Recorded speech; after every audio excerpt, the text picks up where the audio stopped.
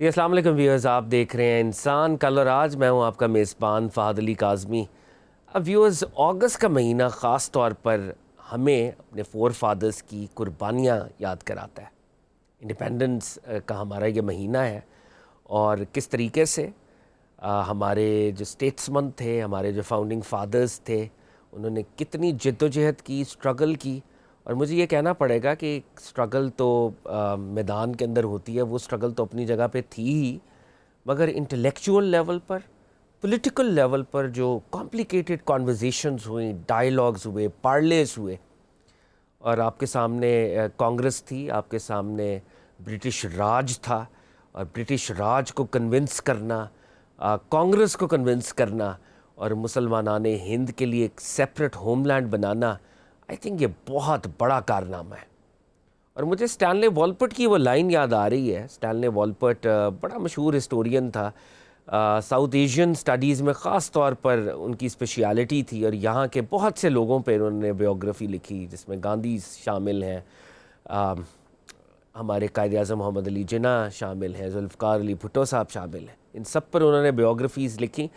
مگر جو قائد اعظم کی بیوگرافی ہے، وہ جو مشہور جملہ ہے کہ بہت کم لوگ ہوتے ہیں جو تاریخ کا دھارا بدلتے ہیں، اور بہت ہی کم لوگ ہوتے ہیں جو کوئی جغرافیائی تبدیلی بھی کریٹ کرتے ہیں، اور پھر بہت ہی کم لوگ ہوتے ہیں جو کسی نئی سلطنت یا مملکت کی بنیاد رکھتے ہیں.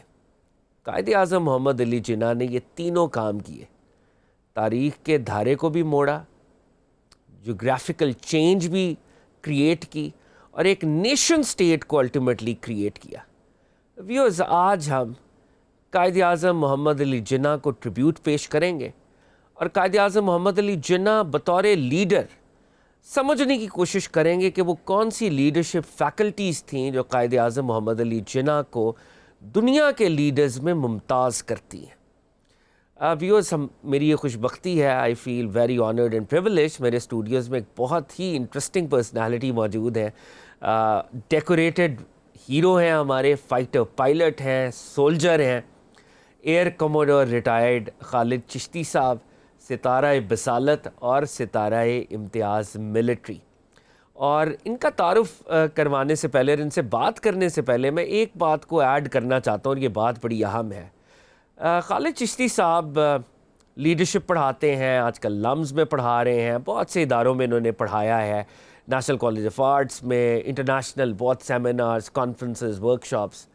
لیکن یہ قائد اعظم کے عاشق ہیں، اور قائد اعظم پر ان کا ایک بہت بڑا کام ہے. ایگزیبیشنز کرتے ہیں، ان کی فوٹوگرافس کو کلیکٹ کرتے ہیں، ان کے حوالے سے بیوگرافیز کو کلیکٹ کرتے ہیں، اور صبح و شام قائد اعظم کے بارے میں لٹریچر کو پڑھتے رہتے ہیں، اور بہت ہی فرینڈلی انداز میں، کنجینیل انداز میں یوتھ کو قائد اعظم محمد علی جناح کے وہ ہڈن فیسٹس ان کو انٹروڈیوس کرانا چاہتے ہیں، اور یوتھ کو قائد اعظم محمد علی جناح سے کنیکٹ کرانا چاہتے ہیں. تو ہماری یہ خوش بختی، I feel personally very humbled and honoured کہ آج قائد اعظم پر بات کرنے کے لیے ایئر کموڈور صاحب کو ہم نے دعوت دی، اور انہوں نے ہماری دعوت کو قبول کیا. Sir, welcome to the show. Thank you very much Fahad sahab, thank you very much for having me. پہلا بنیادی سوال، آپ نے تو ساری زندگی آف کورس آپ فائٹر پائلٹ تھے، آپ نے سکھایا بھی آگے ینگ کیڈٹس کو بھی آگے، اور انسٹرکٹ بھی کیا، اور وہ جو بڑے بڑے نئے نئے جہاز جو پاکستان ایئر فورس کے اندر آتے تھے ان کو بھی آپ نے ماشاءاللہ جب وہ انڈکٹ ہوتے تھے تو آپ کو یہ کہا گیا، آپ نے اس کو بھی فلائی کر کے پاکستان بھی لائے. مگر کہاں پر وہ کریئر، اور یہاں پر اب آپ لوگوں کو لیڈرشپ پڑھاتے ہیں، اور خاص طور پہ قائد اعظم سے لوگوں کو کنیکٹ کرتے ہیں. ذرا یہ پرسنل جرنی ہم سے شیئر کریں سر. یہ جہاز اڑاتے اڑاتے قائد اعظم تک کیسے سفر آیا؟ بڑا انٹرسٹنگ اور ریلیونٹ کویشچن ہے، اور یہ بھی میں کہوں کہ میں پہلی دفعہ جواب نہیں دے رہا. یہ بہت سارے لوگ پوچھتے ہیں. جی جی. یہ ایئر فورس میں ہوتے ہوئے جی 2003 میں ترکی گیا تھا، استنبول میں. میں نے وار کورس کرنا تھا، ٹرکش لینگویج سیکھنی پڑی کیونکہ ان کی لینگویج میں تھا. واہ. ایک سال جو میں ترکی ٹھہرا تو اس ترکی میں قیام کے دوران میں نے ریلائز کیا کہ وہ جو قوم اپنے لیڈر کمال اتاتürk کی عزت کرتی ہے، مجھے لگا شاید ہم قائد اعظم کی 10% بھی نہیں کرتے. یہ مجھے احساس ہوا. وہاں پہ کوئی بلڈنگ مکمل نہیں ہو سکتی، کوئی دفتر مکمل نہیں ہو سکتا، ہوٹل نہیں ہو سکتا مکمل، کچھ نہیں ہو سکتا، کوئی اسکول کالج تو بینک تو چھوڑ ہی دیں، اگر اتا ترک کی تصویر اندر نہ ہو تو. ہمارے بچپن میں مطلب میرے بچپن میں یہ تھا کہ کوئی بینک وغیرہ میں ہوتی تھی، آہستہ آہستہ غائب ہو گئی، اب ہے ہی نہیں اگر آپ چلے جائیں تو ظاہر ہے اس قوم کے پاس ایک اور ایڈوانٹیج ہے کہ ان کے پاس سینکڑوں تصویریں ہیں اپنے لیڈر کی، اور اگر آپ ایک دن میں 20 جگہیں پھر جائیں تو آپ کو شاید 20 یا 30-40 جگہیں تصویریں مختلف ملیں گی ان کی اتا ترک کی. تو میں نے ریئلائز کیا کہ میں بچپن میں سنا تھا کہ Quaid Azam most handsome stylish آدمی تھے، ویل ڈریسڈ آدمی تھے، تو میں نے کہا ہم نے ضرور شیروانی پہنائی، لیکن ایسی پہنائی میں شیروانی کے بالکل ادب کرتا ہوں، لیکن وہ ہینڈسم اسٹائلش آدمی کدھر گیا؟ تو تصویریں بھی نہیں ہیں. تو میں نے آ کے تہیہ کیا جب میں، اور میری to the rank of air commodore promotion بھی ہوئی جب میں ترکی میں ہی تھا، تو اور زیادہ ایک پرائڈ بھی ہوا اور گلٹ بھی ہوا. تو میں نے تہیہ کیا کہ جب میں پاکستان واپس جاؤں گا تو میں قائد اعظم کی تصویریں اکٹھی کروں گا. میں نے واپس آ کے قائد اعظم کی تصویریں اکٹھی کرنی شروع کی. ایئر فورس سے اجازت لی بیکاز یہ ایک پرسنل میری کلیکشن ہونی تھی، اور یہ ظاہر ہے ود پرمیشن ہوا کہ میں ریسرچ کرنا چاہتا ہوں. میں نے کوئی سروس میں رہتے ہوئے کوئی 7 سال تک قائد اعظم کی میڈیا ہاؤسز سے، پرسنل کنیکشن سے، آرکائیو سے، کہیں سے بھی جہاں مجھے کو پتہ لگتا تھا کہ قائد اعظم کی تصویریں میں اکٹھی کرتا تھا. آج الحمدللہ میرے پاس کوئی 450 قائد اعظم کی لارج سائز ریزولوشن کی تصویریں ہیں. جب وہ اکٹھی کر لیں تو میں نے سوچا کہ اب یہ تصویریں پھٹی پرانی ملی، کوئی دیمک لگی ہوئی تھی، کسی کو بارش کا پانی لگا ہوا تھا، تو میں نے کہا ان کو ریکور کرتا ہوں. دوسروں سے کروانے کے لیے مجھے پتا تھا کہ جب تک مجھے خود نہیں سافٹ ویئر آئیں گے تو میں نہیں کر سکتا. تو میں نے پھر جو لوگ گرافک جانتے ہیں، فوٹو شاپ اور کورل ڈرا، 2 سافٹ ویئر سیکھے ٹیچر رکھ کے، اور اس کے بعد ان تصویروں کو ٹریٹ بھی کیا، پھر ان کو کلر کیا 3 سال لگا کے. 2 یونیورسٹی کے بچے انگیج کیے جن کو میں ہر ویکینڈ پہ، کیونکہ میں سروس میں تھا تو میں ان کو پے کرتا تھا جب وہ ایک پکچر کوالیفائی ہو جاتی تھی. اس کے بعد میں نے ورلڈ لیڈرز کے ٹریبیوٹ اکٹھے کیے، دنیا کے لوگ کیا کہتے ہیں. جیسے ابھی آپ نے کہا کہ سینلے والپرٹ نے یہ کہا، تو میں نے کہا چرچل کیا کہتا ہے، نیلسن منڈیلا کیا کہتا ہے قائد اعظم کے بارے میں، اور پھر ان کی ٹرو سٹوریز ان کی قائد اعظم کے بارے میں پڑھی. تو یہ سارا کرنے کے بعد الحمدللہ آج مجھے آپ کے ساتھ شیئر کرتے اطمینان محسوس ہوتا ہے، بلکہ پرائڈ ہے، اور تھوڑا سا مجھے لگتا ہے قائد اعظم کا قرض میرے پہ کام تھوڑا سا اگر میں کر سکوں، اتار تو نہیں سکتا. تو اب ایک ویب سائٹ ہے جو میں 12 سال سے چلا رہا ہوں، مائی جناح کے نام سے، www.myjannah، اور ایک یوٹیوب چینل چلا رہا ہوں خالد چشتی کے نام سے، اس پہ جناح کے ٹریبیوٹس ہیں. تو یہ میرا ایک جرنی ہے جس میں میری کوشش یہ ہے کہ ہم جناح کو کیونکہ فالو نہیں کر سکتے تھے، وہ ریزن بعد میں شاید ہم ڈسکس کر سکیں، تو جناح صاحب کو سائڈ پہ کر دیا گیا. تو میں چاہتا ہوں کہ نئی نسل میں جو مایوسی ہے اور نا امیدی ہے، ایسا لیڈر دکھا رہا ہوں جو، میں نعوذ باللہ نبی اور ولی کی بات نہیں کر رہا، 1400 سال پرانی باتیں نہیں کر رہا، میں 70-75 سال پرانی ایک شخص دکھا رہا ہوں جو ہم جیسا تھا، ہم میں تھا. اس کو فالو کرنا نسبتاً کہیں آسان ہے اگر ہم نبیوں کو اس طرح نہیں فالو کر سکتے جس طرح انہوں نے اپنی زندگی گزاری. تو یہ میرا ایک جرنی ہے. اچھا، یہ بات آپ نے ایک اور پروگرام میں بھی کہی تھی، اور آئی تھنک یہ بات بڑی ریلیونٹ ہے کہ علامہ اقبال یا قائد اعظم، کیونکہ ہم کہیں نہ کہیں as a human being in سے آئیڈینٹیفائی کرتے ہیں. بالکل. دے ور مین لائک اس. بالکل. اور ہم میں سے اٹھ کر وہ جہاں گئے اور جس طرح انہوں نے قوم کو بلڈ کیا اور قوم کو لیڈ کیا، تو واقعی آئی تھنک یہ ہمارے لیے بڑے ایکسیسیبل رول ماڈلس ہیں. بالکل صحیح we can actually emulate them. بالکل صحیح لفظ کا. اچھا ایئر کموڈور صاحب، قائد اعظم پر بات کرنے سے پہلے مجھے یہ بتائیں کہ لیڈر کون ہوتا ہے؟ کوئی آپ لیڈرشپ پڑھاتے بھی ہیں، اور پاکستان کا جو ہمارا پولیٹیکل کانٹیکسٹ ہے، اتنا چارج انوائرمنٹ ہے، اتنی پولرائزیشن ہے کہ شاید مجھے لگتا ہے اس پولرائزیشن کی وجہ سے جو بہت ایسے لوگ جن کا قد اتنا بڑا نہیں ہے، ہم نے ان کا قد بہت بڑا کر دیا. تو حقیقت میں، ریالٹی میں لیڈر کون ہے؟ اور جب ہم اس بات کو انڈرسٹینڈ کریں کہ لیڈر کون ہے، تو پھر Quaid Azam as a leader آپ کو کہاں نظر آتے ہیں ورلڈ سٹیج کے اوپر؟ یہ ایک اور بہت اچھا سوال آپ نے کیا. اگر آپ انٹرنیٹ پہ جائیں اور گوگل کریں کہ لیڈر اور لیڈرشپ، تو شاید آپ کو 16,000 ڈیفینیشن ملیں گی. بے شک. تو یہ بڑا مشکل ہے ڈیفائن کرنا ودن 40 منٹس کہ میں لیڈرشپ کیا ہوتی ہے، لیڈر کیا ہوتا ہے. لیکن ظاہر ہے میں، جیسے آپ نے کہا، میں پڑھاتا بھی ہوں، تو اسٹوڈنٹ کو یہ نہیں کہ میں 16,000 پڑھ لو جا کے، لیڈر بتانا ہوتا ہے کہ میرے خیال میں یہ قریب ترین ہے جو مجھے پسند آتی ہے. تو انگریزی میں ہے، اس کو میں کوئکلی اردو میں بھی کرنے کی کوشش کروں گا. ایک لیڈر کی ہے، leader is the person who makes others do what he wants them to do but makes them think they are doing it because they want to do it. واہ. لیڈر وہ شخص ہے جو دوسروں سے وہ کرواتا ہے جو وہ چاہتا ہے وہ کریں، مگر کرنے والے یہ سمجھتے ہیں کہ ہم اس لیے کر رہے ہیں کہ ہم اسے خود کرنا چاہتے ہیں. واہ. جس لیڈر کو بھی آپ نے فالو کیا ہے، آپ دیکھیے گا اس کا ویژن، اس کا مشن، اس کا منشور، اس کی زندگی، اس کی عادات آپ چاہتے ہیں یار میں بھی یہ کیوں نہیں کر سکتا, یا میں جو چاہتا ہوں اپنے ملک کے بارے میں وہ یہ بھی وہی چاہ رہا ہے. آپ کا کوئی لیڈر ہو, آپ کو ریلیٹ کر رہے ہیں گے. جب ہم نے کہا تھا پاکستان بنے گا, پاکستان کا مطلب کیا, تو یہ نہیں کہہ رہے تھے کہ ہم پاکستان اس لیے چاہتے ہیں کہ یہ چاہ رہا ہے. ہم سارے یا ہمارے آباء و اجداد یہ کہتے تھے کہ ہم پاکستان اس لیے چاہیے کہ ہم چاہتے ہیں ایک ملک. واہ واہ واہ. تو یہ ڈیفینیشن ہے, یہ چاہت کی یونیفیکیشن ہو جائے. Yes exactly. یعنی میں اس کو اگر اپنی جارگن میں کہوں تو گولز جو ہیں وہ ان کی ایک طرح کی انٹیگریشن ہے. سر جب تیرے اور میری کی تفریق ختم ہو جائے نا گول کے لیے, واہ واہ واہ واہ, منو تو کی تفریق ختم ہو جائے. جب یہ تیرا گول ہے کہ میرا گول ہے, جب گول ایک ہو جائے اور جس نے کر دیا وہ لیڈر ہے. واہ واہ واہ. اچھا مجھے بھی آپ کی بات سے وہ ہمارے ایک ویسٹرن اسکالر ہیں, ان کی بڑی انٹرسٹنگ لیڈرشپ پر بات تھی. انہوں نے کہا جی لیڈر انٹرپرسنل انفلوئنس رکھتا ہے سب سے پہلے, وہ اس کے پاس انٹرپرسنل انفلوئنس ہے, کمیونیکیشن ہے, ابلاغ, ڈنڈا نہیں ہے اس کے پاس, اور آف کورس پھر اکامپلشمنٹ آف گولز ہے, وہ گولز کو اکامپلش کر کے دکھاتا ہے. ایک اور میں ایڈ کرتا رہا ہوں, جی جی, جو پہچان ہے جس سے لیڈر کو آپ پہچان سکتے ہیں, ایک فلٹر ہے. جی جی, سمپل پوری دنیا میں چلے جائیں, جو اچھے لیڈر ہوتے ہیں ان کی سب سے بڑی ذمہ داری ہوتی ہے وہ اور لیڈر کریٹ کرتے ہیں. واہ واہ واہ واہ. اور جو اچھا لیڈر نہیں ہوتا وہ کہے گا میرے خاندان میں میرے پاس رہے گی لیڈرشپ, آپ کیسے بن گئے, آپ اتنے سمجھدار کیسے ہو گئے, میں آپ کو نہیں بننے دوں گا, اس جگہ نہیں آنے دوں گا. اچھے لیڈر کی یہ پہچان ہوتی ہے کہ جو میرے اندر ہے میں چاہتا ہوں میرے جیسے سارے ہو جائیں جو میرے فالو. یعنی اس کا مطلب ہے کہ ٹرو لیڈر انسیکیور نہیں ہوتا کیونکہ اس کے پاس اپنے محاسن اور اپنے ایٹریبیوٹس اتنے ہوتے ہیں کہ وہ ان پہ ریلائی کرتا ہے اور کانفیڈنٹ ہوتا ہے. بہت اچھا کنکلوژن کیا آپ نے. اچھا ایئر کموڈور صاحب, اب قائد اعظم کے اوپر آتے ہیں. قائد اعظم کی پہلے تو ہم آج مطلب ایک ان کی پولیٹیکل جرنی کو بھی دیکھیں گے, پھر ان کی ویلیوز کو, اور میں چاہوں گا کہ ٹورڈز دی اینڈ ہم ان کی جو پرسنل لائف ہے, ایٹ ٹائمز ہم اس پر اتنی بات نہیں کرتے, پرسنل لائف کے اوپر بھی بات کریں, اور ہمارے آج کل کے حکمرانوں کے لیے جو سٹینڈرڈ, اور جیسے آپ فرما رہے ہیں کہ جناب عمر فاروق رضی اللہ تعالیٰ عنہ کو فالو کرنا بڑا مشکل ہے, جناب علی المرتضیٰ کو فالو کرنا از ایکسٹریملی ڈیفیکلٹ, مگر یہ 75 سال پہلے کا گورنر جنرل جو ہمارے لیے پریسیڈنٹ سیٹ کر رہا ہے, کاش ہم اسی کو فالو کریں. تو یہ 3-4 لیولز پہ ہم نے بات کرنی ہے. پولیٹیکل جرنی سے بات شروع کرتے ہیں. قائد اعظم ہمیں پتہ ہے وہ بار ایٹ لا کیا, بیرسٹر تھے, لیگل پریکٹس, کانگریس میں آئے, مسلم لیگ میں پھر انہوں نے جوائن کیا. آغاز میں قائد اعظم کو ہندو مسلم یونٹی کا ایمبیسڈر کہا گیا, یہ آپ کا ٹائٹل تھا.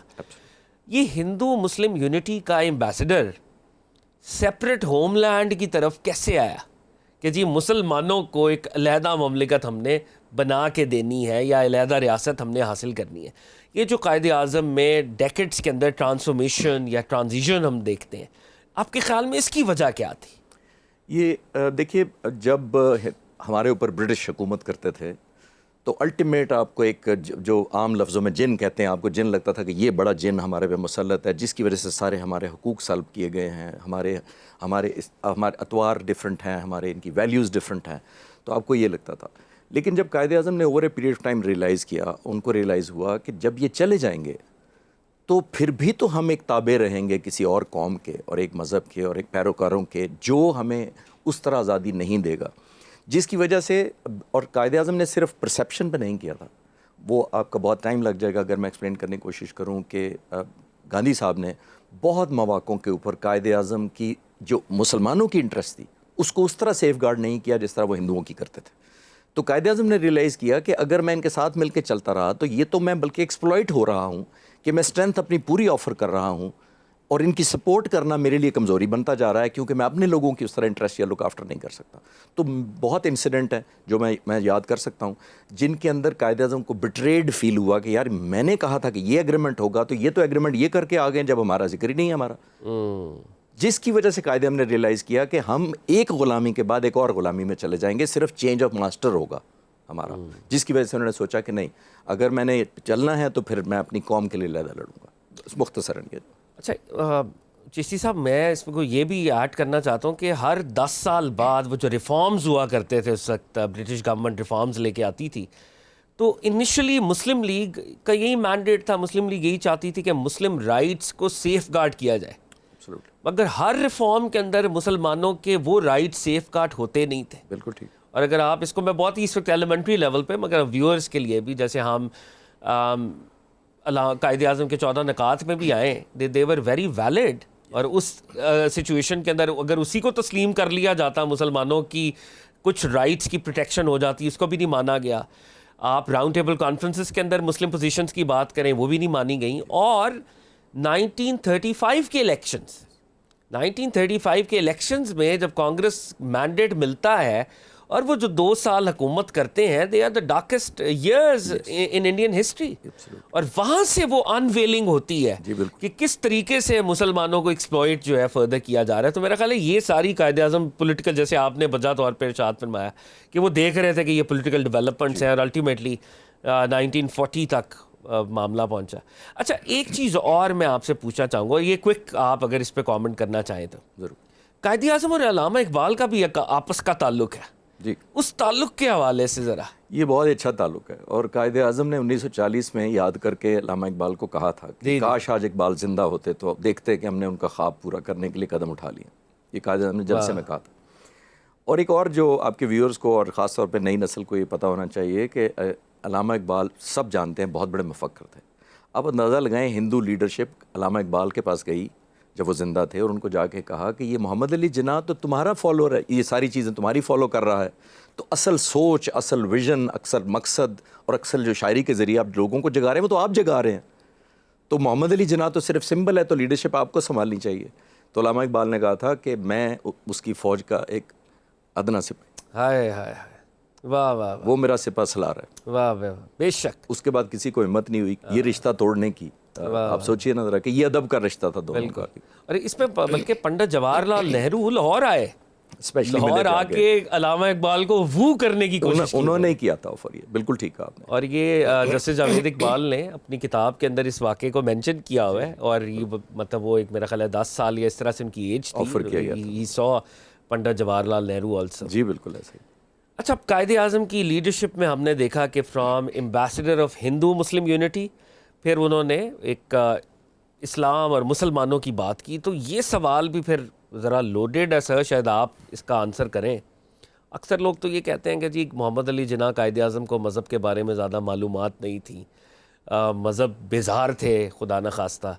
اور اس کے ساتھ جو اگلا سوال میں آپ سے کروں گا، اور اس پہ میں چاہوں گا کہ آپ اس پہ بھی ٹائم ذرا صرف کریں، کیا جناح سیکولر پاکستان چاہتے تھے یا وہ اسلام کی بنیاد پر ایک ایسا پاکستان چاہتے تھے کہ جس میں جتنی کمیونٹیز ہیں ان کو ان کے حقوق ملے؟ دیکھیں، اس کے لیے یہ پہلے ہمیں دیکھنا پڑے گا کہ عام طور پہ ہم یوز کرتے ہیں لفظ کہ پاکستان کا مطلب کیا لا الہ، پھر ہم یوز کرتے ہیں پاکستان اسلام کے نام پہ بنا تھا. میں بہت ساری یونیورسٹیوں میں جاتا ہوں، بچوں سے پوچھتا ہوں اسلام کے نام پہ بنے گا، اس کا مطلب سمجھائیں. انہوں نے کہا پتہ نہیں، اسلام کے نام پہ بس ختم بات. تو میں نے کہا کیا آپ نماز نہیں پڑھ سکتے تھے پہلے، یا حج پہ نہیں جاتے تھے؟ ہندوستان سے لوگ جاتے تھے. اصل ہماری وجہ تھی جب ہم مختصراً کہتے ہیں کہ اسلام کے نام پہ بنے تھا، وہ یہ تھی کہ اسلام کی وجہ سے جو میری ایکسپلائٹیشن یا محروم میں رہ جاتا تھا کسی وجہ سے، کیونکہ میں مسلمان ہوں، مجھے ایکول اپرچونٹی نہیں ملے گی، مجھے حقوق نہیں ملے گے، میری پروموشن نہیں ہوگی، مجھے نوکریاں ایسی نہیں ملیں گی. اصل وجہ پاکستان کی بنانے کی وہ تھی کہ میرے مسلمان ہونے کی وجہ سے. ایک بات اس میں تھوڑی سی میں کلیئرٹی چاہ رہا ہوں. ایک تو یہ بات ہے. دوسرا، آپ نے کہا کہ اسلام کا قائد اعظم کو زیادہ لوگ کہتے تھے کہ وہ نہیں تھے. کرٹیسک کہتے ہیں، اور بہت سارے لوگ چاہتے بھی ہیں کہ یہ مشہور رہے. یہ آپ جانتے ہیں کون چاہتے ہیں کہ جو کہیں کہ نہیں وہ اسلام سے کیا تعلق تھا اس کا. اسلام کا یہاں تک تعلق تھا کہ میں بہت سارے باہر کے لوگوں کو پڑھ چکا ہوں کہ قائد اعظم ریگولر طور پہ قرآن شریف پڑھتے تھے، ان سے گائیڈنس سیکھ کرتے تھے. اور چھوٹے باقی زندہ مثال میں آپ کو دے دیتا ہوں. عطا ربانی اے ڈی سی تھے ان کے، جو ہمارے پیپلز پارٹی کے سینیٹر رضا ربانی کے والد تھے. ان کے والد تھے، وہ اے ڈی سی تھے ان کے. اپنی کتاب میں لکھتے ہیں، کہتے ہیں پاکستان بن گیا تو پہلی نماز چھوٹی 3 دن بعد آ گئی تھی، کیونکہ 27 رمضان کو پاکستان عید کی نماز، ایک 25 اکتوبر کو آئی تھی عید 1947، بڑی عید جی. تو فرمایا اپنے اے ڈی سی کو کہ ہم نماز کے لیے جائیں گے اور میرے لیے کوئی جگہ روکنی نہیں ہے پہلے سے. ایک بات کہتے ہیں جب ہم گئے تو پیچھے جوتیوں سے قریب جا کے ہمیں جگہ ملی تو قائد اعظم نے خاموشی سے کہا کہ نماز پڑھی. کوئی پروٹوکول نہیں تھا، کچھ نہیں تھا. نماز پڑھنے کے بعد سوچیں ذرا کیا چیز. جو شخص یہ کہہ سکتا ہے پھر بتائیے اس کو اسلام کا پتہ جو میں آپ کو سنانے لگوں. اے ڈی سی اپنی کتاب میں لکھتے ہیں، کہتے ہیں کہ مجھے کہتے ہیں کہ اب ہم رستہ بدل کے گھر جائیں گے کیونکہ سنت نبی. اللہ اکبر. یعنی قائد اعظم محمد علی جناح اتنے میٹیکلس ہیں Meticulous ہیں کہ وہ کہہ رہے ہیں کہ اب ہم رستہ بدل کر جائیں گے کیونکہ یہ نبی کریم سنت صلی اللہ علیہ نبوی ہے صلی اللہ علیہ ہم وآلہ کہیں اس کو مذہب سے نہیں پتہ تھا، واہ واہ واہ. اور یہ وہ بات ہے جو اکثر مسلمانوں کو شاید پتہ نہ ہو پتہ نہ ہو. کہ عید کی نمازوں میں پروفٹ صلی اللہ علیہ وآلہ وسلم جس رستے سے جاتے تھے دوسرا رستہ تبدیل کر کے تو اگر اتنی ڈیٹیل کوئی فالو کر رہا ہے تو اس کو حج، روزہ، نماز کا نہیں پتہ ہوگا. واہ واہ واہ. تو یہ باتیں صرف پروپیگنڈا ہے تاکہ دور رکھا جائے، کسی طریقے سے تو دور اچھا رکھا جائے. اب یہ جو بڑا سوال ہے جی، اس پہ ذرا ہم چاہیں گے کہ تھوڑی آپ سے کانورزیشن ہو. کیا قائد اعظم ایک سیکولر پاکستان چاہتے تھے؟ اس پہ بہت سے لوگوں کا تھیسز ہے. کچھ لوگوں کا یہ خیال ہے، مطلب ہمارے کچھ دوست ہیں وہ یہ سمجھتے ہیں کہ مذہب کو خدا نہ خواستہ ہے کہ نعرے کے طور پر استعمال کیا گیا ہے. قائد اعظم تو سیکولر ہی پاکستان بنانا چاہتے تھے، جس پہ یہ سوال بھی پھر کھڑا ہوتا ہے کہ اگر سیکولر پاکستان ہی بنانا چاہتے تھے تو پھر سیکولر متحدہ ہندوستان میں ہی رہ لیتے. ایبسولوٹلی، بہت اچھا سوال. یہ بھی ایک پروپیگنڈا ہے. دیکھیں، نہ تو وہ کٹر ایسا مذہب، ایسا ملک چاہتے تھے کہ جس کے اندر کوئی دوسروں کے لیے برداشت نہ ہو یا دوسروں کے لیے ٹالرنس نہ ہو. یہ تو بڑے کلیئر ہے.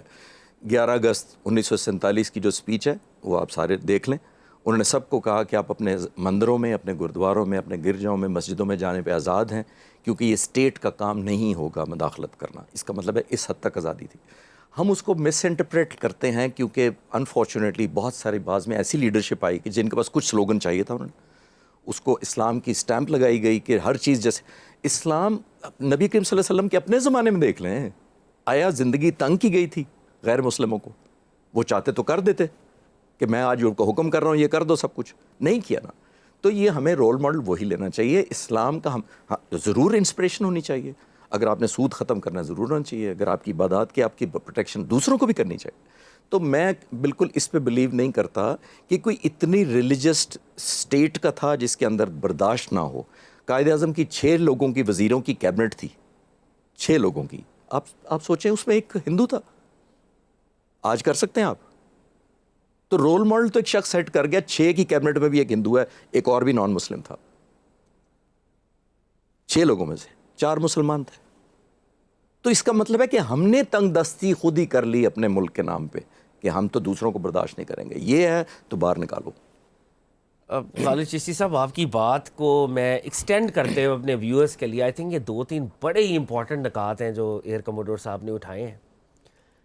ہم جب 11 اگست کی اسپیچ کو پڑھتے ہیں اور قائد اعظم نے فرمایا you are free to go to your temples, you are free to go to your mosques, you are free to go to your churches, religion will have nothing to do with the business of the state. اس پہ اصل میں ہمارے secular دوست اس کو advance کرتے ہیں. اور پھر فرمایا a day will come when a Muslim will cease to be Muslim, Hindu will cease to be Hindu, a Christian will cease to be Christian, not in the religious sense but in a political sense. یہ جو وہ فرما رہے ہیں، ہم 1400 سال پہلے جائیں، میثاق مدینہ، پروفٹ صلی اللہ علیہ وآلہ وسلم نے مدینہ کی ٹریٹی قائم کی. This was a treaty between Jewish community of Medina and Muslims of Medina. Exactly یہ اسپرٹ ہے جو سرکار دو عالم صلی اللہ علیہ وآلہ وسلم نے فرمایا ہے. تو جو قائد اعظم 11 اگست میں فرما رہے ہیں، جن رائٹس کی وہ بات کر رہے ہیں، رائٹس آف مائنورٹیز کی بات کر رہے ہیں، 1400 سال پہلے سرکار دو عالم صلی اللہ علیہ وآلہ وسلم یہ کر چکے ہیں. یہ ریاست پاکستان اصل میں ان آئیڈیلز ہی کی ریفلیکشن ہے. اور اس بات کو ہمیں کہنا ہوگا، بار بار کہنا ہوگا، اسلام تھیوکریٹک نہیں ہے، اسلام تھیوکریسی کی بات نہیں کرتا، اسلام میریٹوکریسی کی بات کرتا ہے. Right man for the right job. اور سیدنا فاروق اعظم رضی اللہ تعالیٰ عنہ کی یہ اگزامپل بھی میں یہاں پہ ضرور کوٹ کرنا چاہوں گا کہ فاروق اعظم رضی اللہ تعالیٰ عنہ جب پیلسٹائن کو آپ نے کانکر کیا اور آپ فلسطین تشریف لے گئے، اور ایز وی آل نو کہ اس وقت وہ کرسچن تسلط میں تھا اور مسیحیوں نے جناب فاروق اعظم کو وہ چابی پریزنٹ کی، تو وہاں پر جو وہ چرچ ہے کرسچینٹی کا، وہ مکہ اور مدینہ ہے، چرچ آف ہولی سپلکر، ان کی عقیدے کے مطابق جناب مسیح علیہ السلام کو وہاں پر کروسیفائی کیا گیا تھا. نماز کا وقت ہوتا ہے، سیدنا فاروق اعظم فاتح بن کر فلسطین کے اندر موجود ہے. نماز کا جب وقت آتا ہے تو وہ جو فادر ہے، وہ جو وہاں کا پیٹریارک ہے، وہ انہیں کہتا ہے کہ آپ ہماری چرچ میں نماز پڑھیں. حضرت عمر فاروق رضی اللہ تعالیٰ عنہ ایک سیکنڈ کا پاز کرتے ہیں اور کہتے ہیں آج عمر فاروق نے اگر اس گرجے کے اندر نماز پڑھ لی تو مسلمان ہر گرجے کو مسجد بنائیں گے. حضرت عمر فاروق باہر تشریف لے گئے اور آپ نے باہر جا کر نماز ادا کی اور اس گرجے کی پروٹیکشن کا ذمہ اٹھایا کہ اس گرجے کو مسلمان پروٹیکٹ کیا کریں گے. اور آج بھی چرچ آف ہولی سپل کر کے باہر مسجد عمر فاروق اس بات کا اعلان ہے کہ ہم نے کرسچنز کی پروٹیکشن میں نماز وہاں نہیں وہاں ادا کی تھی. تو یہ قائد اعظم محمد علی جناح کا یہی ویژن تھا, علامہ محمد اقبال کا یہی ویژن تھا, ایک ایسی ریاست جس میں ٹالرنس ہو, جس میں کمپیشن ہو, اختلاف رائے کی آزادی ہو اور ہر کمیونٹی کو پروٹیکشن ہو. اور یہ ایز اٹ از سرکار دو عالم صلی اللہ علیہ وآلہ وسلم ہی کی تعلیمات ہیں. تو میں اب ایئر کموڈور صاحب واپس تھوڑا سا میں بھی جذباتی ہو گیا, اور تھینکس ٹو یو. مجھے لگا کہ یہ ایک تھوڑا سا ہم نے ڈی ٹور کرنا ہے, لیکن مجھے لگا کہ یہ اہم ہے تاکہ ہمارے نوجوانوں کو پتہ چلے کہ قائد اعظم کا اوورآل کیا اسپرٹ تھی جس کو وہ فالو کرتے تھے. اچھا, اب ہم ایک اور لیول پہ آتے ہیں. Quaid Azam was a man of values. ان کی انٹیگریٹی, ان کی آنیسٹی, ان کی میٹیکولسنس. تو ذرا ویلیوز کے بارے میں بتائیں. اور مطلب ہم نے بہت سے واقعات ایسے ہیں, ہم نے ہسٹری کے اندر پڑھا کہ انڈیو ایڈوانٹیج نہیں لیا. سامنے اگر اینمی بھی ہے, ہمیں تو ویسٹ میں یہی پڑھایا جاتا ہے نا, everything is fair in love and war. لیکن قائد اعظم کو کسی نے کہا کہ جی مجھے یہ ایڈوانٹیج مل رہا تھا, میں نے کانگریس کے لیے معلومات آپ کو میں دینا چاہ رہا ہوں, تو ہی وڈ ریپریمینڈ کہ ایسا نہیں کرنا. He was very fair even in politics. تو یہ جو ویلیوز والا ایسپیکٹ ہے قائد اعظم کی شخصیت کا, میں کوئی آپ کو ویلیوز بتا دیتا ہوں. جب بیرسٹر تھے تو ان کا یہ اصول تھا کہ فیس پہلے لیتے تھے, اور ہمارا زمانہ نہیں تھا جب 20-20 سال مقدمے چلتے ہیں. وکیل کو پتہ ہوتا تھا کہ میں 10 پیشیوں میں یا 5 پیشیوں میں مقدمہ ختم کر لوں گا. قائد اعظم کا ہندو کلائنٹ آیا, اس نے آ کے کہا کہ میرا مقدمہ لڑیں. قائد اعظم کیس پڑھا, سچا ہوتا تھا تب لیتے تھے. کہا میں تمہارا 10 پیشیوں میں ختم کر سکتا ہوں مقدمہ, اور ہر پیشی کا 500 روپیہ لوں گا. 5000 روپیہ بنتا تھا, ایڈوانس فیس اس نے دے دی. قائد اعظم نے 3 پیشیوں میں مقدمہ ختم کر لیا اور جیت لیا. جب وہ ہندو کلائنٹ آیا بڑے خوشی سے قائد اعظم کو آ کے ملا, انہوں نے 3500 روپے جو پیشیاں نہیں ہوئی تھی اس کو دیا. اس نے انکار کر دیا. اس نے کہا یہ آپ کا کمال ہے بیرسٹرشپ کا کہ آپ نے 10 کی بجائے 3 پیشیوں میں مقدمہ ختم کیا اور جیت لیا ہے, تو یہ پیسے آپ کے ہوئے. قائد اعظم اس کو کہتے ہیں جناح صرف وہی لیتا ہے جس کا وہ حقدار ہوتا ہے. اوئے ہوئے, واہ واہ واہ واہ. Who could do this in this day and age? Who could do this? اب پاکستان بننے پہ کوئی کہا جاتے ہیں. پاکستان بن گیا, 1 روپیہ تنخواہ رکھی. گورنر جنرل ہاؤس میں کہا گیا کہ کوئی چیز نہیں آئے گی, کوئی گروسری تک نہیں آئے گی جب تک میں انیشل دستخط نہیں کروں گا. 37 روپے کا ایک دفعہ فرنیچر لایا جانا تھا, اجازت لی گئی. جب پٹ اپ کیا گیا تو سب ٹک کرتے گئے کیونکہ نیا governor general house set up ہو رہا تھا, تو 7 روپے کی کرسی پہ آ کر رک گئے. تو کہنے لگے یہ 7 روپے کی کرسی کس لیے چاہیے؟ تو سٹاف نے بتایا کہ فاطمہ جناح کے کمرے میں کرسی نہیں ہے. انگریزی میں اس کو فاتح کہتے تھے بہن کو, انگریزی میں اس کو اپنے اے ڈی سی کو کہتے ہیں فاتح اپنے لیے کرسی افورڈ کر سکتی ہے, قوم اس کی کرسی کے لیے خرچہ کیوں اٹھائے؟ یہ کر کے دکھائیں. میں یہاں سے آگے چلتا ہوں. انفارچونیٹ بات یہ ہے کہ آج ہم فالو نہیں کرتے کیوں, اور پڑھا نہیں سکتے کیونکہ اس کو فالو کرنا بڑا مشکل ہے. گورنر جنرل ہاؤس میں ابو الحسن اصفہانی ان کے دوست تھے, اور وہ ہمارے سفیر بنے امریکہ میں پہلے. جی جی. پاکستان بننے کے صرف 14 دن بعد ان کو ملنے آئے, 28 اگست 1947. کہتے ہیں رات کا ٹائم تھا, 9 بجے میٹنگ ہماری میٹنگ گورنر جنرل ہاؤس میں گھر میں تھی, ان کے ختم ہوئی. تو کہتے ہیں جب کمرے سے اٹھے انہوں نے لائٹ آف کر دی, گلی میں جاتے جا رہے ہیں لائٹیں آف کرتے جا رہے ہیں, سیڑھیوں پہ چلے گئے تو کھڑے ہو گئے. تو کہتے ہیں میں نے ہمت کی, میں نے کہا سر یہ گورنر جنرل ہاؤس ہے, آپ اندھیرا کرتے جا رہے ہیں رات, اس میں تو لائٹیں جلتی رہنی چاہیے, یہ گورنر جنرل کا گھر ہے. تو کہنے لگے اس لیے تو بند کر رہا ہوں کہ یہ گورنر جنرل کا سرکاری گھر ہے, اگر میری ذاتی رہائش کا ہوتی تو میں ضرور اس پہ جلائے رکھتا. میں سیڑھیوں پہ کھڑا ہوں اوپر, تم چلے جاؤ گے تو یہ لائٹ آف کر کے واپس جاؤں گا. یعنی پبلک منی کے حوالے سے اتنے میٹیکولس تھے, مائکرو لیول. فاطمہ جناح نے کراچی میں ایک بیکری کو فون کیا اور کہا کہ ہم 2 بہن بھائی ہیں, 4 سلائس کھاتے ہیں, پوری ڈبل روٹی آ جاتی ہے, ضائع جاتی ہے, باسی کھا نہیں سکتے. ایسا ہو سکتا ہے کہ ایک سانچہ ہمارے لیے علیحدہ بنا لیں؟ اللہ اکبر. آئی کین اسٹل سے مطلب میں تو یہی کہہ سکتا کریں میچ. اوہ ہو. زیارت میں آخری دنوں میں طبیعت نڈھال رہتی تھی تو تقریباً نیم بے ہوش رہتے تھے، سارا سارا دن بعض دفعہ بات بھی نہیں کر سکتے تھے بیماری کی وجہ سے۔ ایک دن تھوڑے فریش تھے، لان میں بیٹھے تھے، ADC کو بلایا اور کہنے لگے کہ میرا سگار کا بل لے کے آؤ، اور سگار بہت پیتے تھے اور نہیں چھوڑا تھا آخر تک۔ تو ADC نے کہا سر آپ گورنر جنرل ہیں اور آپ کی انٹائٹلمنٹ ہے، سگار کے جو بل پے ہو چکے ہیں، آپ کی طبیعت بھی ٹھیک نہیں تھی۔ کہتے ہیں سارے بل لے کے آؤ، سارے بل لائے گئے، اپنی ذاتی چیک بک سے وہ بل کاٹے، انگریزی میں اس کو کہتے ہیں سگار پینا بری عادت ہے اور میری قوم میری بری عادتوں کا خرچہ کیوں اٹھائے۔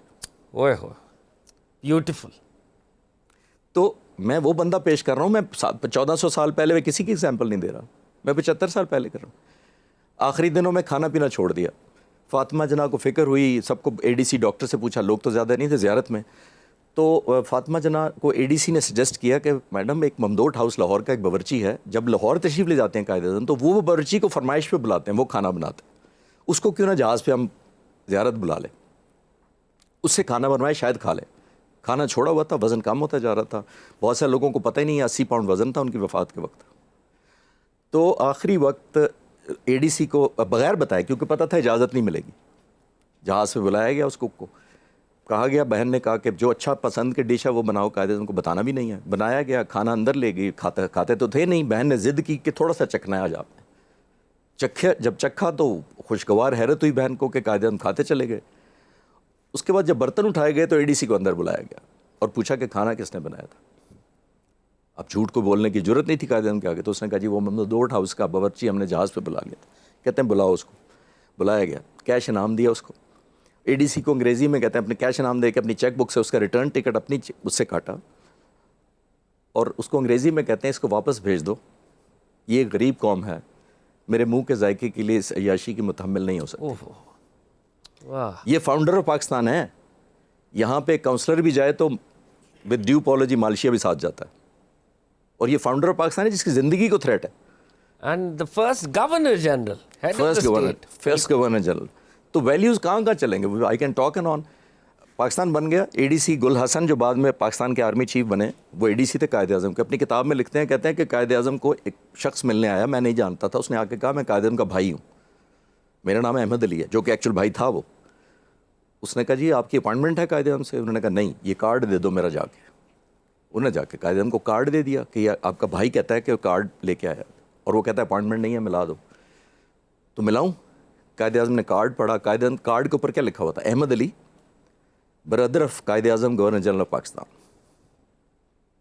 قائد اعظم لال پین پکڑا، سیکنڈ لائن کو جو لکھا ہوا تھا برادر آف قائد اعظم کو کاٹا، ADC کو کہتے ہیں اس کو واپس بھیج دو، اس کو کہو دوسرا کارڈ چھپوائے اور تم سے اپائنٹمنٹ لے، شاید مل لوں۔ اور اب جس کانٹیکس میں ہم ہیں، ڈائنسٹک پالیٹکس، اب کیا یہ تو ہم وی کی ناٹ امیجن سگا بھائی فاؤنڈر آف پاکستان کوئی سوچ سکتا ہے؟ تو کیوں پھر قائد اعظم کو ہم تصویریں غائب نہ کریں؟ کیوں ہم یونیورسٹیوں میں نہ پڑھائیں؟ انہوں نے کہا یار اس کو پرے کرو، اس کو کون فالو کرے گا؟ ود ڈیو پالوجی، اس کو کون فالو کرے گا؟ اسے ہم پاور میں اس لیے آتے ہیں کہ سگے بھائی کا کارڈ کاٹ کے واپس بھیج دیں؟ ہم تو پاور میں بھائیوں بہنوں فیملی کے لیے آتے ہیں کہ ہمارے سارے خاندان ایلیویشن ہو۔ تو کہاں تک آپ کس چیز کا آپ یہاں ذکر کریں گے؟ میں بتاتا جاؤں گا تو آپ، کیونکہ ان کی چیزیں ایسی ہیں جو ویلیوز چھوڑیں۔ کاظمی صاحب صرف یہ بتائیں کہ جو سب کچھ کماتا بندہ کس لیے کماتا ہے؟ آپ پڑھیں کہ جائیداد کدھر گئی ان کی؟ 3 حصوں میں بانٹی، ایک حصہ علی گڑھ مسلم یونیورسٹی کو، ایک سندھ مدرسۃ الاسلام کراچی کو جہاں وہ خود پڑھے تھے، اور اسلامیہ کالج پشاور، تینوں ایجوکیشنل انسٹیٹیوشنز۔ بہنوں بھائیوں کو وظیفہ لگا دیا کہ میرے پیسوں سے اس کو ملے گا۔ کوئی کر سکتا ہے؟ تو آپ نے لیڈر کی پہچان پوچھی تھی، میں سب سے پہلے لیڈر کو کہتا ہوں اگر لیڈر کو پہچاننا ہو تو پہلے پوچھیں کہ اس کی جو لیڈرشپ ہے سیلف لیس ہے، واہ واہ بے غرضی ہے، واہ یا کوئی غرض ہے؟ واہ۔ جو لیڈر لڑتا ہے آخر میں TB سے سب چلے گئے، لیکن اپنی غرض دیکھیں نا۔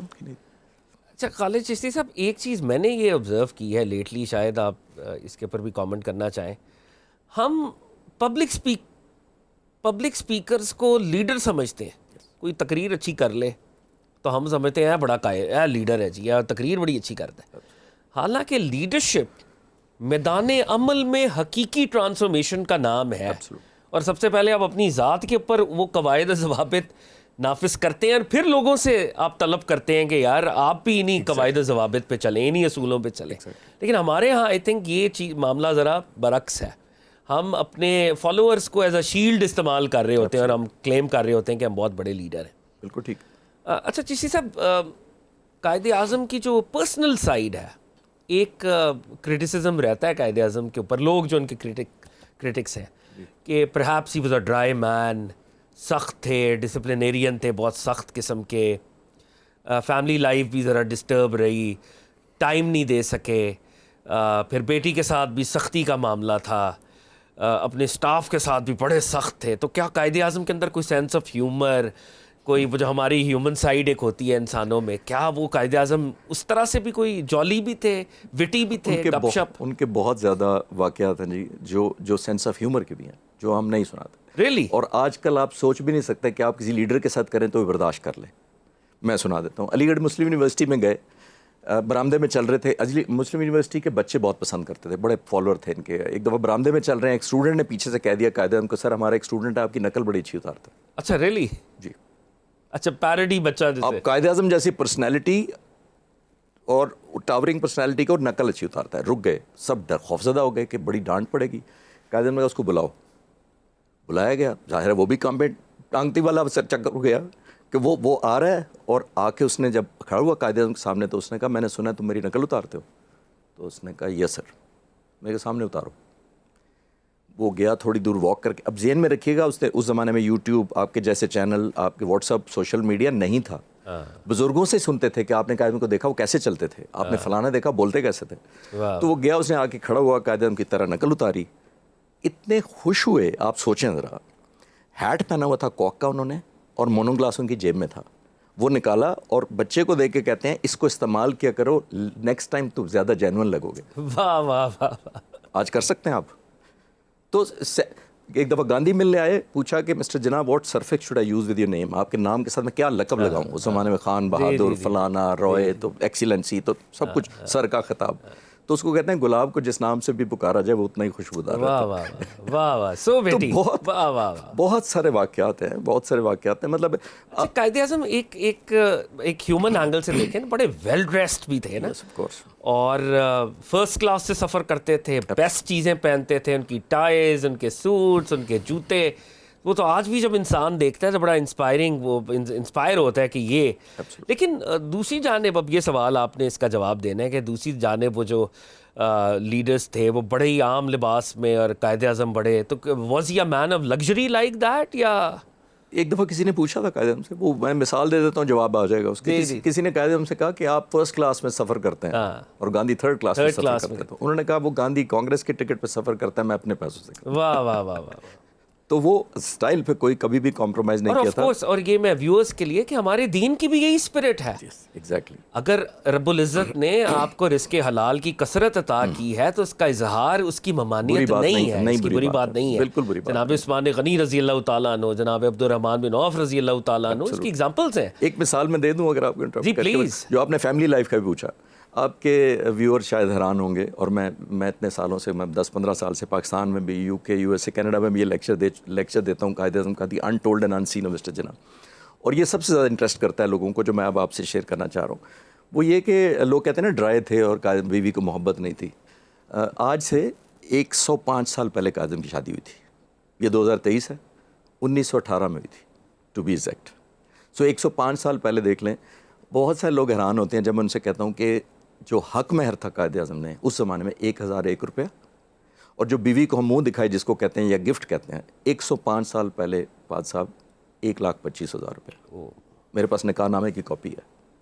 ذرا ملٹیپلائی کریں, کسی کو بٹھائیے گا میتھمیٹیشین کو کہ جی 1,25,000 روپیہ, یہ تو 105 سال پہلے کتنا ٹائم ویلیو آف منی سے, یہ تو ملینز کی بات ہے, ملینز کی. تو یہ ہم ایموشنل, بیٹی کا آپ نے کہا نا, تو جب قائد اعظم پاکستان اناؤنس ہو گیا تھا اور پاکستان ایئرپورٹ پہ جا رہے تھے جہاز میں آنے کے لیے, پاکستان تشریف لانا تھا انہوں نے اگست کے مہینے میں 1947. تو راستے میں ایک جرنلسٹ ساتھ تھا اور اس نے قائد اعظم سے پوچھا مسٹر جناح کیسا لگ رہا ہے آپ کو, ایک ملک مل گیا آپ کو.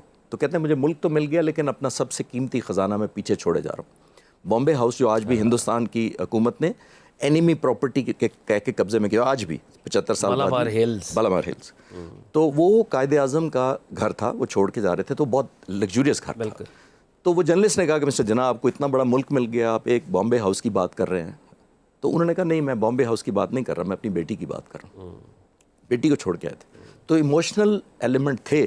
میں نے کئی کتابوں میں پڑھا ہے, ان کا ملازم کہتا ہے کہ رات کو اس کا وارڈروب کپڑے پکڑ کے اسے رویا کرتا. یہ جو آپ فرما رہے ہیں, سعادت حسن منٹو صاحب جو ہمارے بہت بڑے لکھاری تھے, ان کی کتاب ہے گنجے فرشتے, اس کے اندر ان کا یہ پہلا مضمون ہے, خاکہ اس کے اندر مینشن کرتے ہیں. یعنی قائد اعظم آف کورس وہ اختلاف تھا اور وہ انہوں نے ناپسند کیا, انہوں نے جو شادی کی پارسی فیملی کے اندر, قائد اعظم کو اس سے اختلاف تھا اور وہ اپنے اس کے ریزنز تھے, اس میں کوئی شک نہیں ہے. لیکن جو ہیومن سائڈ تھی, ان کے کپڑے منگواتے تھے, ٹرنک کھلواتے تھے, اور وہ سعادت حسن منٹو کہتے ہیں کہ وہ کہا کرتے تھے it's all right, it's all right. آنکھوں میں آنسو ہوتے تھے اور دیکھتے تھے اور پھر کہتے تھے اٹس آل رائٹ, پھر اسی طرح طے کروا کے ٹرنک کو واپس کرتے تھے. اور کہتے ہیں کہ جی فاطمہ جناح اور قائد اعظم کا جو گھر تھا, 100 روپیہ روز کا خرچہ تھا جو کہ اپنی پاکٹ سے وہ دیتے, اپنے گھر کی بات ہے. تو پتہ ہوتا تھا کہ ملازم پیسے کھا رہے ہیں. جی یہ بھی ہے. اور فاطمہ جناح صاحبہ جو تھیں وہ ذرا سختی کرتی تھی ملازموں میں, اور وہ جیسے ان کی گجراتی سٹائل میں اردو بولا کرتی تھی, ہمیں پتہ ہے کہ تم لوگ یہاں پہ پیسے کھا رہے ہو. تو قائد اعظم اس پر بھی درگزر کرتے تھے کہ ان کو جانے دو, کوئی بات نہیں جیسے بھی ہے. لیکن اسٹیٹ کے خرچے میں دیکھیے گا, اسٹیٹ کے خرچے میں برعکس تھا, وہ اپوزٹ تھا. میں زیارت میں تھے آخری دنوں میں, اور زیارت بہت سارے لوگوں, آپ کو پتہ ہی نہ ہو شاید بچوں کو, کہ 1947-48 میں زیارت میں بجلی نہیں تھی جب قائد اعظم آتے تھے, جنریٹر چلتا تھا. اور جنریٹر 24 گھنٹے, جب انہوں نے آبزرو کیا کہ جنریٹر کیوں چلتا ہے, یہ سرکاری خرچے, اب میں بات دوسری طرف لا رہا ہوں, تو انہوں نے کہا 6 بجے جنریٹر بند ہو جایا کرے گا. 6 بجے جنریٹر بند ہونا شروع ہو گیا. ADC کہتے ہیں, نظر حسین تھے ADC کیپٹن نظر, بعد میں بریگیڈیئر ریٹائر ہوئے, ان کا انٹرویو میں نے سنا. تو وہ کہتا ہے کہ میں نے ایک دن جھانکا رات کو, تو لیمپ جل رہا ہے رات کو 9 بجے, تو قائد اعظم سرکاری فائلوں پہ کام کر رہے ہیں زیارت میں. تو کہتا ہے میں نے ہمت کی, تو ناک کیا, تو قائد اعظم سے پوچھا کہ سر آپ سرکاری فائلیں نپٹا رہے ہیں تو جنریٹر چلوا دوں. تو آگے سے انگریزی میں کہتے ہیں رولز گورنر جنرل کے لیے بھی وہی ہوتے ہیں. واہ واہ واہ, یہ میرا قصور ہے, مجھے اپنا ٹائم پہ کام ختم کرنا چاہیے. واہ واہ, یہ گورنر جنرل ہے. سردی لگ رہی ہے کوئٹہ میں, ڈاکٹروں نے کہا جرابیں منگوا لیں. ADC نظر صاحب کہتے ہیں میں جرابیں لینے جا رہا ہوں, پیسے جیب سے دیے, دروازے پہ گیا, آپ سوچیں ذرا کیا کہتے ہیں, آج فالو کر سکتے ہیں آپ, دروازے سے واپس بلایا, کہتے ہیں سنو دکاندار کو مت بتانا کہ جرابیں قائد اعظم کے لیے, اور سرکاری گاڑی پر بھی نہ جانا کہ وہ پیسے نہیں لے گا. سر کر کے دکھا دیں. یہ تو دیکھیں, مجھے آپ جس طرح یہ فرما رہے ہیں, تو مجھے تو لگ رہا ہے کہ یہ خلافت راشدہ کا عکس ہے. اب بتائیں پھر ریفلیکشن ہے. ایگزیکٹلی. تو پھر اس کو کہیں ذاتی حیثیت, اس کو ہم نے اس میں ڈال دیا کہ شیعہ تھا کہ سنی تھا. مطلب ہم یہی تو ہماری بدقسمتی. قائد اعظم کو بھی سیکٹیرینزم کی نظر کرنے کی ایک مذموم کوشش کیونکہ ڈیوائڈ کر دینا تاکہ وہ اونرشپ کم ہو جائے. آپ کہیں آپ کا ہے, میں کو نہیں میرا ہے. اکبر یہ ماؤنٹ بیٹن آخری دن جب حلف اٹھوانے آیا تو قائد اعظم کو سائڈ پہ لے گیا اور جا کے کہتا ہے کہ مجھے امید ہے تم آپ اکبر بادشاہ والا قانون نافذ کریں گے. تو کہتے ہیں ہمیں اکبر بادشاہ کے قانون کی ضرورت نہیں ہے, 1300 سال پہلے ہمیں نبی کریم صلی اللہ علیہ وسلم قانون دے گئے ہیں. تو ہم نے اس کو شیعہ سنی ڈیوائڈ کر لیا کیونکہ اس کو فالو کرنا بڑا مشکل ہے. میں ہمیشہ یہ سب کو جا کے اسکول کالج میں کہتا ہوں, کیونکہ ہم اس لیے نہیں ذکر کرنا چاہتے, اس لیے لیکچر نہیں کرانا چاہتے کہ یار اس کو فالو کون کرے گا, تو اس کو ہٹاؤ یار, ہم اس لیے تھوڑی وزیر بنے ہیں کہ اس کی باتیں سنیں. چشتی صاحب, انفارچونیٹ بات یہ ہے کہ نمائشی طور پر بھی قائد اعظم کا تذکرہ بہت ہی کم ہو گیا ہے. سمبولکلی بھی ہم تذکرہ نہیں کر رہے سر, اس لیے کہ بڑی انٹرسٹنگ, میں ریلیٹ کر دیتا ہوں. یہ بڑا اچھا سوال آپ نے کیا. دیکھیں آج کل کیا ہوتا ہے, جمہوریت کی بقا کے لیے ڈیلز ہوتی ہیں, منسٹریاں بانٹی جاتی ہیں, الیکشن بانٹے جاتے ہیں, حلقے بانٹے جاتے ہیں, جو بھی ہوتا ہے. میں آپ کو سمپل بتا دیتا ہوں. قائد اعظم جب ملک بننا ہمارا ٹھہر گیا جون 1947 میں, جب یہ ہو گیا فائنل کہ ملک بنے گا, تو پہلے آپ کو پتہ ہی, آپ نے ہسٹری میرے سے زیادہ پڑھی ہوگی, نہرو آیا, اس نے آ کے کنونس کیا کہ جناب صاحب پاکستان کی ضد چھوڑ دیں, آپ کو منسٹریاں دلوا دیتے, ذرا ریلیٹ آپ خود کرتے جائے گا آج کے حالات سے, میں بولتا جاؤں گا. تو قائد اعظم نہیں مانے. پھر ماؤنٹ بیٹن نے اپنے گھر میں بلایا اور گورنر اپنے ماؤنٹ بیٹن ہاؤس میں اس نے, بلکہ یونائٹڈ انڈیا کی پرائم منسٹرشپ آفر ہو رہی تھی, وہ بعد میں اسی پہ آ رہا ہوں. پہلے ماؤنٹ بیٹن نے بلایا کہ واٹ ایور آپ کو چاہیے وائس رائے کے گھر میں, اس سے ناراض ہو کے آ گئے کہ تم مجھے کیا لالچ دے رہے ہو, واپس آ گئے. پھر گاندھی آخر میں آئے ملنے اور آ کے کہا کہ مسٹر جناح اگر آپ پاکستان کی ضد چھوڑ دیں تو ہم پورے ہندوستان کا پہلا وزیر اعظم آزاد ہندوستان کا آپ کو بنانے کو تیار ہیں. یہ ذہن میں رکھیے گا کہ آزاد ہندوستان کون سا تھا, KPK ٹو بنگلہ دیش. ہاں بالکل, اس کا آپ کو پرائم منسٹرشپ آفر ہو رہی ہے. تو کہتے کیا ہیں, جو جواب سب سے انٹرسٹنگ ہے, وہ کہتے ہیں جو تم مجھ سے مانگ رہے ہو وہ قوم کی امانت ہے, اور میں قوم کے امین کی حیثیت سے امانت نہیں بیچ سکتا. ہائے ہائے ہائے, تو سر اللہ اکبر, آج آپ ایک کاؤنسلرشپ کے لیے شام کو آ کے کہتے ہیں کہ جمہوریت بچ گئی کیونکہ میرے بھائی کو ٹکٹ مل گیا. یہی ہو رہا ہے نا, ایسا ہی ہے. تو یہ چھوڑ دیں. اچھا ہم چشتی صاحب آپ بات کر رہے ہیں, قسم سے مجھے وقت کا پتہ نہیں چلا, اور میں آئی ووڈ ہیو ٹو سے دس کہ ہم بہت سے ریلیجس اسپریچول ٹاپکس کے اوپر بھی گفتگو کرتے ہیں, لیکن مجھے ایسی ہی فیلنگ آ رہی ہے کہ جیسے واقعی کسی ہم ولی کی باتیں کر رہے ہیں, اور آئی ایم ایکچولی میرے رونگٹے کھڑے ہیں اس وقت قائد اعظم کی بات سن کے. اللہ تعالیٰ قائد اعظم کے درجات کو بلند کرے اور ہمیں کسی درجے پر قائد اعظم کو فالو کرنے کا شرف اور ہنر عطا کرے. دو آخری سوال میں آپ سے کرنا چاہوں گا. قائد اعظم شاید دنیا کے ان چند لیڈرز میں سے, میں تو کہوں گا شاید واحد لیڈر ہی ہے کہ حقیقت میں peaceful non violent struggle, table کے اوپر سٹرگل کر کے ملک کو آزاد کروایا. آپ کو کوئی اس طرح کا لیڈر اور نظر آتا ہے؟ اور آج ہم ڈیموکریسی کی بات کرتے ہیں, جمہوریت کی بات کرتے ہیں, تو اصل میں تو قائد اعظم نے 1946 کا الیکشن جیت کے مسلم لیگ نے پاکستان کو بنایا. He was the Democrat, true Democrat. تو قائد اعظم جس ڈیموکریسی میں بلیو کرتے تھے, آج ہم جس ڈیموکریسی کے رستے پہ چل رہے ہیں, ان دونوں میں کیا فرق ہے؟ دیکھیے بہت فرق ہے انفارچونیٹلی. میں تو سمجھتا ہوں کہ وہ ٹھیک ہے کہ زندہ نہیں ہے, اور انہوں نے زیادہ پاکستان نہیں دیکھا, کیونکہ اس کے بعد جو قسم کا ہائی جیک ہو گیا کانسیپٹ, جس سینس میں انہوں نے بنایا تھا رائٹس کا. میں بہت سے چینلز پہ بھی کہتا ہوں, اور آپ کئی دفعہ سن چکے ہوں گے دوسرے چینلز پہ بھی, تو میں کہتا ہوں کہ یہ صرف ہمارے لوگوں کو ہوا ہے کہ کلر چینج ہوا ہے. صرف گوروں کی جگہ ہم جیسے لوگ آ گئے ہیں, اور شاید وہ زیادہ پینفل ہے. جب آپ کو لگتا ہے کہ گورا حکومت کر رہا ہے, مجھے پتہ یہ گورا ہے, لیکن اب ہمارے جیسے آ گئے. یہ ایک اور ایلیٹ ہے جس پہ عام لوگوں کا کرنا دھرنا کچھ نہیں ہے. وہ ایک انفارچونیٹلی قبضے میں. پیسفل آپ نے کہا جی, پیسفل کیسے تھے؟ اور نہیں, اور دیکھیں نا, ڈسکشن ڈائیلاگ ٹیبل پہ, کبھی جیل نہیں اس طرح سے گئے. مطلب ایک یہ لوگ اس کو as a matter of criticism at time لیتے ہیں, لیکن اصل میں یہ ان کا کیلیبر کو ریفلیکٹ کر رہا ہے. یہ کسی نے پوچھا تھا, جی وہ ظاہر ہے اس زمانے میں بھی جرنلسٹ تھے. ایک دفعہ قائد اعظم سے پوچھا کہ مسٹر جناح, آپ کو کرٹیسائز کیا جاتا ہے کہ آپ تو نہ کبھی جیل گئے ہیں, نہ کبھی گولی کھائی ہے, نہ لاٹھی چارج کھایا ہے, فلانا فلانا فلانا. تو وہ انگریزی میں کہتے تھے, ظاہر ہے میں اس کی کوشش کرتا ہوں ٹرانسلیٹ کرنے کی. قائد اعظم نے کہا کہ میں نہیں یقین کرتا گولی کھانے پہ اور لاٹھی چارج پہ اور فلانا اور جیل جانے پہ. اور طنز کیا کر رہے ہیں اب آپ خود پک کر لیں گے, آپ میرے سے بہت زیادہ ذہین اور شارپ ہیں. کہتے کیا ہیں, کہتے ہیں میں یہ یقین نہیں کرتا کہ پہلے جیل جاؤ ہڑتال کر کے, پھر وہاں بھوک ہڑتال کرو, پھر وہاں وزن کم ہونے کی شکایت کرو, اور پھر وہ وہاں سے رہائی پاؤ. لیکن جب گولی کھانے کا وقت آیا تو سب سے پہلے سینہ میں آگے کروں. یہ بھی ایڈ کیا. بالکل یہ لیڈر کا کمال ہے کہ جب وہ برا وقت آیا تو میں چیلنج. وہ 46 میں جب ڈائریکٹ ایکشن ڈے آپ کو یاد ہوگا, تو تب انہوں نے پھر جب ایک وقت آیا کہ کہا کہ ہم نکلیں گے بھی, اور پھر اس کو غزوہ بدر کے ساتھ کنیکٹ کیا کہ کل جمعے کا دن ہے, یوم فرقان ہے, اور ہم انسپریشن لے رہے ہیں بدر کے مارکے سے. تو ڈائریکٹ ایکشن ڈے کو بھی اس سے جوڑا.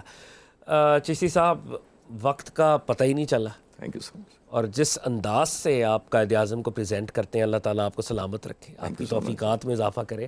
آئی وش ہماری یوتھ ایسے پروگرامز کو سنے, اور ایسے مزید پلیٹ فارمز ہوں کہ آپ جیسی شخصیات جائیں اور قائد اعظم کی یہ لائٹ, یہ نور جو ہے, اس کا اسپریڈ کریں. کوئی فائنل میسج اگر آپ دینا چاہیں, اور پھر ہم اس پروگرام کو کلمینیٹ کرتے ہیں. میں اب آپ کے چینل کے توسط سے, اور میں ہر ایک کو کہتا ہوں کہ, اور میں ایز اے چھوٹا سا بینیفیشری, بلکہ بہت بڑا بینیفیشری ہوں, کیونکہ مجھے اس ملک نے ایک آزاد شہری کی حیثیت دی. مجھے ایک فائٹر پائلٹ بنایا, جو اربوں کا جہاز مجھے روزانہ دیا جاتا تھا. 3000 گھنٹے میں نے فلائنگ کی. تو یہ ممکن تھا اگر قائد اعظم نہ ہوتے. میری انسپریشن ہی یہی تھی کہ یار یہی مسلمان واقعہ ہیں. 1946 میں قائد اعظم نے کیا کہا کہ جو لوگ یہاں پہ پاکستان بننے کی مخالفت کر رہے ہیں, ان کی نسلیں ہندوستان سے اپنی لائلٹی ثابت کرنے میں گزاریں گی. ہوا سچ. میں فائٹر پائلٹ بن سکتا تھا اگر ہندوستان پہ, تو میرے پہ تو ذاتی بہت قرض ہے قائد اعظم کا. جہاں تک آپ نے کہا کہ فائنل میسج, میں آل اوور ورلڈ, میں میری کنڈیشن ہوتی ہے کہ لیکچر دینے آؤں گا تو 1 روپیہ نہیں لوں گا. یہ پری کنڈیشن ہے. اگر یہ پوری کر سکتے ہیں تو بہت سارے لوگ کہتے ہیں جی ہمارا ٹریننگ کا فنڈ ہے تو آپ دینا ہوتا ہے. جی میں نے کہا جی جہاں مرضی دے دیں. کیونکہ میرے پہ اتنا قرض ہے ذاتی طور پر. میں اب کہنا آخر میں آپ نے جو کہا کہ جی کوئی میسیج دینا چاہیں گے, میرا خیال ہے کہ ہم ملک کو اون کریں. میں دنیا بھر میں پھرا ہوں, میں دنیا میں لوگ کرٹیسائز کرتے ہیں گورنمنٹ پالیسیوں کو, لیکن انفارچونیٹلی شام کو آپ میرے سے زیادہ بہتر جانتے ہیں, چینلز پہ بیٹھے ہیں, یہ ملک رہنے کے قابل نہیں. 172ویں نمبر پہ فلانا, 128ویں نمبر پہ فلانا, 186 نمبر فلانا, 186 نمبر. میں نے کسی دنیا کے لوگوں کو نہیں دیکھا. اون کریں. کبھی یہ اس ملک میں جی اس ملک میں کبھی اپنی ماں کو کہا ہے کہ اس ماں کو, اس کو تو کہتے ہیں میری ماں. واہ واہ. تو اون کریں. کپڑے پہننے میں پاکستانی پرائڈ لیں, بارڈر پار کی چیزوں پہ. میں اس لیے نہیں کہ میں نے یونیفارم پہنی ہے 35 سال یا میں نے کوئی فائٹر جہاز اڑائے تو میں زیادہ حب الوطنی ہے میرے اندر, بٹ اون کریں ملک کو, پاکستان کے اندر بلیو کریں. اور میرا جو مشن سارا ہے ہی یہی کہ میں اور مجھ سے پہلے والے وہ پاکستان آپ جیسی نئی نوجوان کو نسل کو وہ نہیں دے سکے جو دینا چاہیے تھا. تو کم از کم اپنے حصے کا قرض تو کم کر کے مایوسی کم کریں. اور thanks a lot sir, thoroughly enjoyed and it was a matter of honour کہ آپ آئے, اور بہت ہی خوبصورت گفتگو ہوئی. ویورز, آج انسان کل اور آج کی اسپیشل ایپیسوڈ تھی. قائد اعظم محمد علی جناح کو خراج عقیدت پیش کر رہے تھے. کیا شخصیت, کیا پرسنالٹی اور کیا ویلیوز, اور کن ویلیوز کے اوپر انہوں نے ملک کو فاؤنڈ کیا تھا. مجھے تو اقبال کے وہ 2 اشعار ہی یاد آ رہے ہیں, اور ہم ایٹ ٹائمز ان لوگوں کے لیے یہ اشعار پڑھتے ہیں جو شاید ڈیزرو نہیں کرتے, لیکن قائد اعظم ڈیزرو کرتے ہیں. اقبال نے کہا تھا, نگہ بلند سخن دل نواز چاں پرسوز, یہی ہے رخت سفر میر کارواں کے لیے. اور آفٹ کوٹڈ شعر ہے مگر حقیقت ہے. ہزاروں سال نرگس اپنی بے نوری پہ روتی ہے, بڑی مشکل سے ہوتا ہے چمن میں دیدہ ور پیدا. ہم اللہ تعالیٰ سے دعا کرتے ہیں ملک پاکستان میں قائد اعظم محمد علی جناح سے انسپائرڈ لیڈرشپ ایمرج کرے, اور اس ملک کو آگے لے کے چلے, اور اس ملک کو اون کرے. ویورز, ہمارے پروگرام کا وقت اپنے اختتام کی جانب ہے. اپنی فیڈ بیک ضرور دیجیے گا, پروگرام کو دیکھتے رہیے. It's your host Fahad Ali Kazmi signing of.